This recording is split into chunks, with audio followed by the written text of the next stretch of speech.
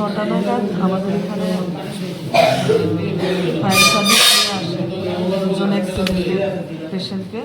এর মধ্যে একজন জায়গাতেই মৃত ছিল ব্রড ডেথ, আরেকজনকে চিকিৎসা করে এখানে ভর্তি রাখা হয়েছে সুমন দাস নামে একজন ব্যক্তি। যিনি মারা গেছেন ওনার নামটা? ওনার নাম এমনিতে তো ওনার বাড়ির লোক ছিল না, সুমন দাসের থেকে আমরা জানতে পেরেছি ওনার নাম হচ্ছে নবজিৎ আচার্য। নবজিৎ আচার্য কোন জায়গা থেকে বাড়ি এসে ওরা আর কিছু জানা গেছে? নবজিৎ আচার্যের বাড়ি হচ্ছে সীমান্তপুর, সিপাহীজলা ডিস্ট্রিক্টে। আর সুমন দাসের সেটা তো আমার এখন জানা যায় না। আসলে আরেকজন চিকিৎসক চিকিৎসা করেছে, তো এখন ভর্তি আছে আমাদের উদয়পুর জেলা হাসপাতাল। কোথায় থেকে আনা হয়েছে এরকম কিছু জানা গিয়েছে? রাজধনগর থেকে, রাজধনগর খিলপাড়া না? Fire service.